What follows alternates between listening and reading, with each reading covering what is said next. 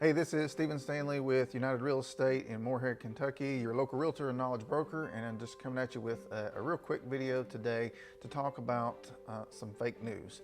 You know, there's a lot of questions right now regarding the real estate market as we head into 2022, and the forbearance program is coming to an end.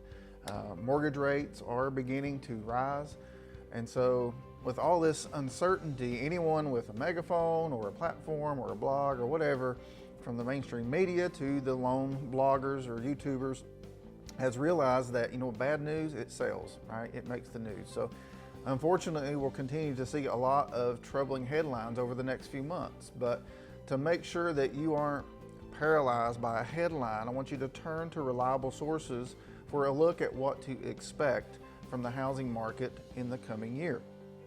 There are already, alarmist headlines starting to pop up online, and here are two recent topics you may have seen in the news. The first one would be that foreclosures are spiking.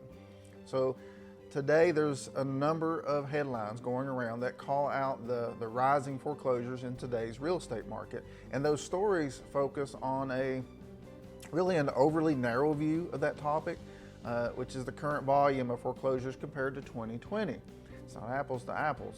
They emphasize that we're seeing far more foreclosures this year compared to last, and that seems concerning. However, though it's true foreclosures have been up over the 2020 numbers, it's important to realize that there were virtually no foreclosures last year because of the forbearance plan.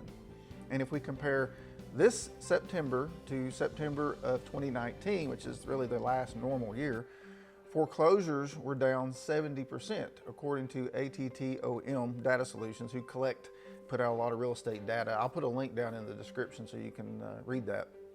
Even Rick Sharga, who is the executive vice president of the firm that issued the report, in the article, again, that I'll post down in the description, he says this. He says, as expected, now that the moratorium has been over for 3 months, foreclosure activity continues to increase, but it's increasing at a slower rate, and it appears that most of the activity is primarily on vacant and abandoned properties or loans in foreclosure prior to the pandemic, end quote. So, homeowners who have been impacted by the pandemic are not generally the ones being burdened right now, and that's because the forbearance program has worked. Allie Harrelson, who's president of auction.com, explains that the program has done a remarkable job. She says this: the tsunami of foreclosures many feared in the early days of the pandemic has not materialized, thanks in part to the swift and decisive foreclosure protections put in place by policymakers and the mortgage servicing industry. So, and of course, the government is still making sure that homeowners have opportunity to stay in their homes. Rohit Chopra, who is the director of the Consumer Financial Protection Bureau, he issued this statement just last week. He says this: failures by mortgage servicers and regulators worsened the impact of the economic crisis a decade ago. Regulators have learned their lesson, and we will be scrutinizing servicers to ensure they are doing all they can to help homeowners and follow the law.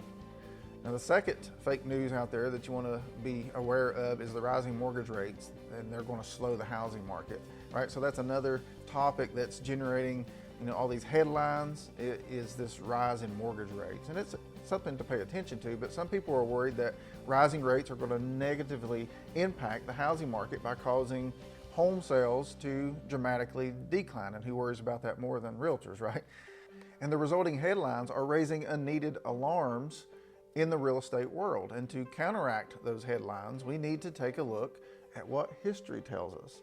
Looking at the data over the last 20 years, there's no evidence that an increase in rates dramatically forces sales to come to a halt, nor does home price appreciation come to a screeching stop.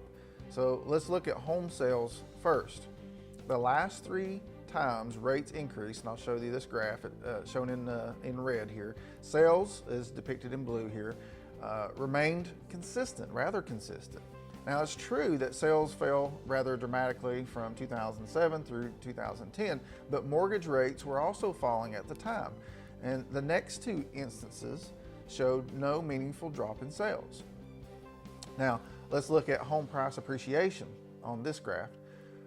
Again, we see that a rise in rates didn't cause prices to depreciate.